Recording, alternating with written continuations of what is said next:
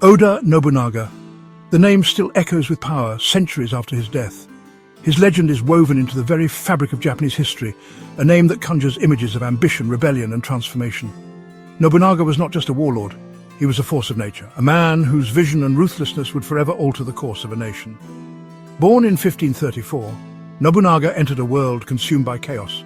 The land was fractured, torn apart by endless conflict and shifting alliances. The Sengoku period, or Warring States era, was a time when power was fleeting and danger lurked behind every corner. In this world, only the boldest could hope to survive, let alone rise above the rest. Japan, fractured into warring clans, thirsted for unity. Each clan fought desperately to expand its territory, to seize power, to become the one that would finally bring peace to the land. But peace seemed a distant dream, and the blood of countless warriors stained the soil. The people longed for a leader who could end the chaos, but few believed such a person could exist. Yet few could have predicted the impact this unruly young lord from Owari province would have. Owari was not the most powerful or prestigious domain, and Nobunaga himself was dismissed by many as a mere troublemaker. But beneath his wild exterior, something extraordinary was brewing, a storm that would sweep across Japan. Even as a child, Nobunaga defied expectations. He cared little for tradition or courtly manners. While other young lords were schooled in the arts of poetry and etiquette, Nobunaga was notorious for his unruly behavior. He would show up to formal events in outlandish clothing, or sometimes not at all, preferring to roam the countryside with his companions. His disregard for social norms scandalized the elders and amused his peers. He preferred the company of warriors and, well, the thrill of the hunt. Nobunaga was drawn to the raw energy of the battlefield, the camaraderie of the training ground, and the excitement of the chase. He spent hours practicing swordplay, honing his skills, and learning the art of war from seasoned retainers. The rigid rituals of the court held no appeal for him. He was a creature of action, not ceremony. Stories spread of his wild antics, racing horses through the fields, challenging older samurai to archery contests, and laughing boisterously at the stuffy traditions of his elders. Some saw him as a disgrace, others as a breath of fresh air in a world stifled by custom. But all agreed. Nobunaga was different. His eccentric behavior earned him the nickname Owari no Utsuke, the Fool of Owari. Nobunaga was mocked and ridiculed even by those closest to him. Many believed he would squander his inheritance, that he was unfit to lead, but Nobunaga wore the title like armor, letting it shield him from the expectations and judgments of others. But beneath the surface of this supposed fool, a keen mind and iron will simmered. Nobunaga was always watching, always learning. He studied the strengths and weaknesses of those around him, quietly plotting his next move. His mind was sharp, his ambition boundless, and his resolve unbreakable. The world saw a fool, but inside burned the heart of a conqueror. Nobunaga inherited his clan leadership at a young age. He faced challenges from rival claimants and rebellious vassals. The transition was anything but smooth. His authority was questioned at every turn, and enemies both within and outside his clan sought to exploit his youth and reputation. But Nobunaga was not easily intimidated. He confronted betrayal head-on, rooting out conspiracies and punishing traitors without mercy.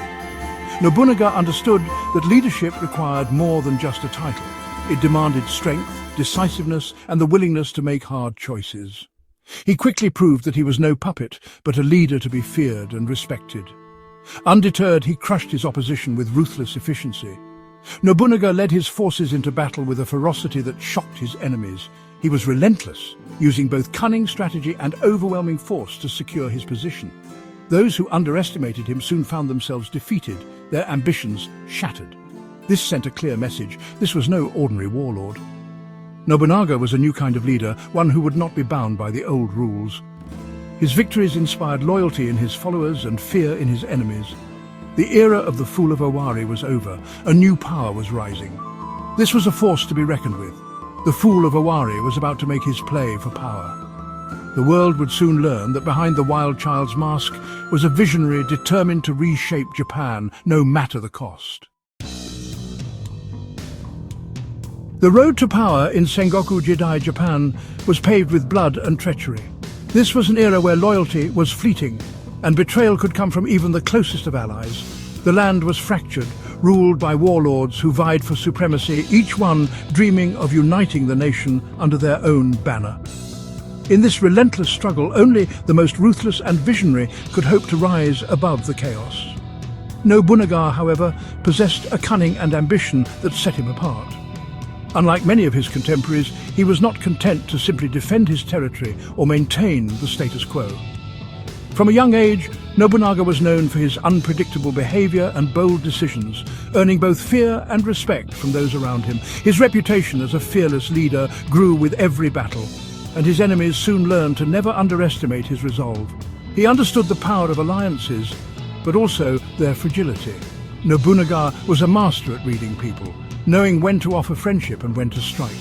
He forged pacts with neighboring clans, using diplomacy as a weapon just as sharp as any sword. Yet, he never let his guard down, always wary that a trusted ally could become a deadly foe overnight. This delicate balance of trust and suspicion became one of his greatest strengths. While others relied on tradition, he embraced innovation. Nobunaga was fascinated by new ideas and technologies, especially those brought by foreign traders and missionaries. He saw opportunity where others saw danger, and he was quick to adapt anything that could give him an edge on the battlefield. This willingness to break with convention would become a hallmark of his rule. One key example of Nobunaga's strategic brilliance was his adoption of firearms. When Portuguese traders introduced the matchlock arquebus to Japan, most samurai dismissed it as unreliable and dishonorable. Nobunaga, however, immediately recognized its potential to change the face of warfare. He invested heavily in acquiring and producing these new weapons, ensuring his armies would not be outmatched by any rival. While other samurai clung to swords and bows, Nobunaga saw the potential of the arquebus. He understood that the future of battle would be decided not just by skill and bravery, but by firepower and discipline. Nobunaga ordered his blacksmiths to replicate the foreign guns, and soon his forces were equipped with hundreds of matchlocks, giving them a decisive advantage. He established a dedicated firearms unit, training his men to unleash volleys of lead shot with devastating effect. At the Battle of Nagashino, Nobunaga's innovative tactics were put to the test. He arranged his gunners in rows behind wooden palisades, rotating them to maintain a constant barrage. The result was a crushing victory over the famed Takeda cavalry, proving once and for all that the age of the sword was giving way to the age of the gun. Victory followed victory. Nobunaga crushed his local rivals, expanding his domain. His armies swept across central Japan, capturing castles and subduing rebellious lords. Each conquest brought new resources and manpower, further strengthening his position. Nobunaga's banners became a symbol of unstoppable force, and his enemies either submitted or were swept aside. He strategically married off family members, forging alliances and securing his borders. These marriages were not just personal unions, but powerful political tools. By tying his clan to others through blood, Nobunaga created a network of loyalty that was difficult to break. He also rewarded loyal retainers with land and titles, ensuring their continued support in his quest for dominance. But his most audacious move was yet to come. He set his sights on Kyoto, the ancient capital, and the puppet shogun who resided there. Nobunaga knew that true power lay not just in military might, but in controlling the heart of Japan. By marching on Kyoto, he aimed to legitimize his rule and reshape the destiny of the nation. The world was about to witness the rise of a new order, forged by the ambition and vision of Oda Nobunaga. Nobunaga's rise to power was not without its trials by fire. In a time when Japan was fractured by constant warfare and shifting alliances, only the most daring and innovative leaders could hope to survive, let alone thrive. Oda Nobunaga, with his keen intellect and relentless ambition, would soon prove himself to be one of the most formidable warlords of the Sengoku period. His journey to dominance was marked by a series of bold decisions and legendary battles that would forever alter the course of Japanese history. Among the many conflicts that defined his career, the battles of Okehazama and Nagashino stand out as testaments to his military genius and his willingness to break with centuries-old tradition. These were not just victories on the battlefield, they were moments that showcased Nobunaga's ability to outthink, outmaneuver and outfight his enemies, even when the odds seemed insurmountable. Each battle would become a legend in its own right, studied by historians and strategists for generations to come. The Battle of Okehazama, fought in the year 1560, was a defining moment not only for Nobunaga but for the entire era. At the time, Nobunaga was a relatively minor daimyo, commanding a much smaller force compared to his rival, Imagawa Yoshimoto. Yoshimoto, a powerful warlord, marched toward Kyoto with an army said to be over 25,000 strong, while Nobunaga could muster barely 2,000 men. The odds were staggering. Nobunaga was outnumbered more than 10 to 1, and most would have expected him to retreat or surrender. But Nobunaga was not one to accept defeat. Instead, he devised a plan that would become the stuff of legend. Utilizing the cover of a sudden thunderstorm, he led his small force through the rain and fog, moving swiftly and silently toward Yoshimoto's camp. The Imagawa soldiers, confident in their overwhelming numbers, were caught completely off guard. In the chaos and confusion, Nobunaga's men struck with ferocity, targeting Yoshimoto himself. The enemy camp descended into panic, and Yoshimoto was killed in the melee. The result was a decisive victory that sent shockwaves throughout Japan, cementing Nobunaga's reputation as a brilliant tactician and a leader who could turn the tide of battle through sheer audacity and cunning. Nearly a decade later, Nobunaga would once again face overwhelming odds at the Battle of Nagashino. This time, his adversary was the legendary Takeda clan, led by Takeda Katsuyori, whose cavalry was feared across the land for its speed and devastating charges. The Takeda horsemen had earned a reputation as nearly unstoppable, and many believed that no force could withstand their onslaught. But Nobunaga, ever the innovator, was determined to prove them wrong. He recognized that the old ways of fighting, sword against sword, horse against horse, were giving way to a new era of warfare. Nobunaga's answer was the arquebus, a matchlock firearm recently introduced to Japan by Portuguese traders. While many samurai still clung to the traditions of sword and bow, Nobunaga saw the potential of firearms to change the face of battle. At Nagashino, he ordered his men to construct wooden palisades and arranged his arquebusiers in carefully organized ranks behind them. When the Takeda cavalry charged, expecting to break through with brute force, they were met with a devastating hail of bullets. The disciplined volleys of gunfire shattered the Takeda ranks, cutting down horse and rider alike. The battlefield was soon filled with smoke, the thunder of gunfire echoing across the plain, a stark contrast to the clashing of swords that had defined samurai warfare for centuries. The victory at Nagashino was more than just a triumph over a powerful enemy. It marked a turning point in Japanese military history. Nobunaga's use of firearms on a large scale demonstrated the undeniable power of new technology on the battlefield.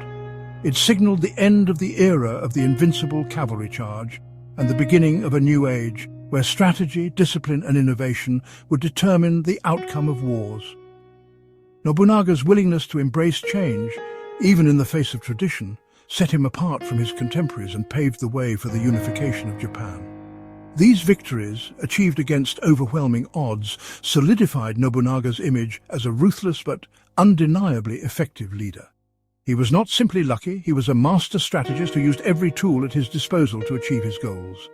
Through his boldness at Okehazama and his innovation at Nagashino, Nobunaga demonstrated that true leadership requires both courage and vision. His legacy would inspire generations of warriors and leaders, and his name would forever be associated with the transformation of Japan, from a land of warring states to a unified nation under strong, visionary rule. Oda Nobunaga's impact on Japan extended far beyond the battlefield. His daring victories at Okehazama and Nagashino were only the beginning of a sweeping transformation that would shape the nation's future. As Nobunaga consolidated power, he introduced reforms that shattered old feudal structures and opened the doors to innovation. He encouraged trade, welcomed new technologies, and fostered an environment where ideas could flourish. These changes not only strengthened his own position, but also set the stage for a new era of peace and prosperity under his successors. Yet, Nobunaga's journey was not without controversy. His uncompromising methods and fierce drive for unification earned him both loyal followers and bitter enemies. Though his life was ultimately cut short, his vision endured. The groundwork he laid would be carried forward by Toyotomi Hideyoshi and Tokugawa Ieyasu, leading to the eventual unification of Japan. Nobunaga's legacy is a testament to the power of ambition, innovation, and the courage to challenge tradition. His story reminds us that history is shaped not just by those who follow the rules, but by those bold enough to rewrite them. Thank you for watching. If you enjoyed this video, please like, subscribe, and let us know in the comments which historical figure you'd like to see next.